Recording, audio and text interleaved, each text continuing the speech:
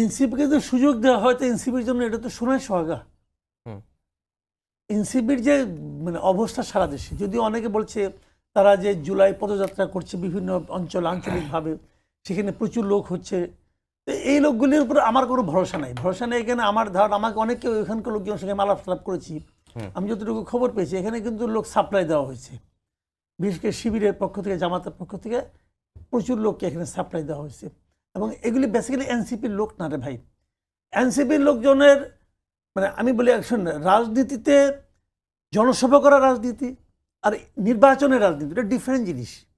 আন্দোলন রাজনীতি ডিফারেন্ট জিনিস। ইলেকশন করতে হলে আপনাকে ভোট পাইতে হবে, এটা খুব কঠিন ব্যাপার। এনসিপির ভোট পাওয়ার ক্ষেত্রে এনসিপির অবস্থান ভালো না। একটা দল, যে দলের সর্বোচ্চ নেতার বয়স হলো আপনার 35 বছর, পুরা দলের মধ্যে আপনি বাটি চালান দিয়ে খুঁজলেও 40 বছর বয়সের করে পাবেন না। তো সেই দল বাংলাদেশের ভোটারের অর্ধেকের বেশি হলো অ্যাবাভ 40, তো এগুলিতে ভোট দিব? এটা বাংলাদেশের মানুষের যে ভোটারদের যে সাইকোলজি তার সঙ্গে যায় না।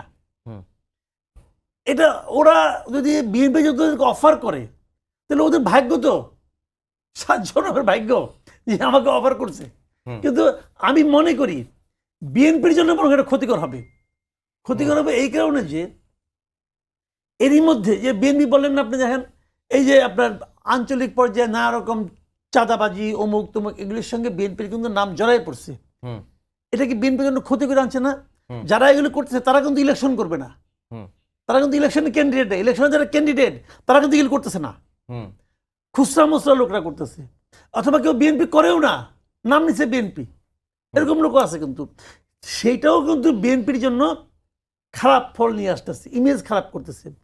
আর এই পার্টিটা এনসিপির যে বর্তমানে যেভাবে তারা শুরু করছিল সেই অবস্থা তারা থাকতে পারলো না কেন? তাদের বদনামটা হলো কেন?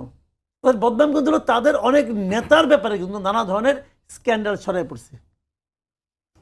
যারা নাকি সরকারের সঙ্গে আছে, যদিও তারা বলে তারা এনসিপি করে না, কিন্তু তারা তো এনসিপি লোক, এটা সবাই জানে।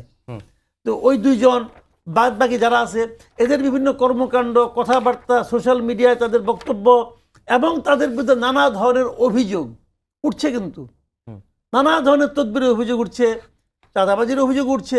তো বিএনপি ওই দায়টা নিবে কেন? জোটটা, নির্বাচনী জোটটা কখন হয়? সেই কথা তো এনসিপিও বলতে পারে যে, হ্যাঁ বলতে পারে।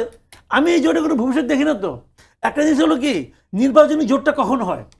যখন দেখে যে আমার প্রতিদ্বন্দ্বী আর আমি একদম মানে কানায় কানায় আছি, তো আমি যদি আরেকটা দুর্বল লোক কেউ নেই, মনে করেন একদম সমান 35 আছি, আমি যদি 2%ও কনফার্ম করতে পারি তাও কিন্তু আমি 37 হয়ে যাচ্ছি।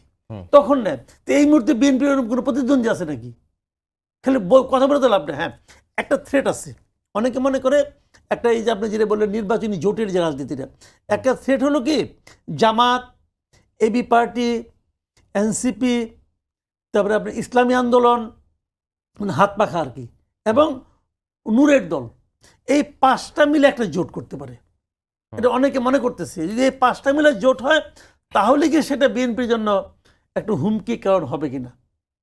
যদি এরকম বিএনপি মনে করে তাহলে বিএনপি হয়তো এই 5টা থেকে যে কোনো একটা যদি তার দিকে নিয়ে আসতে পারে তাহলে সেটা তার জন্য লাভজনক হবে।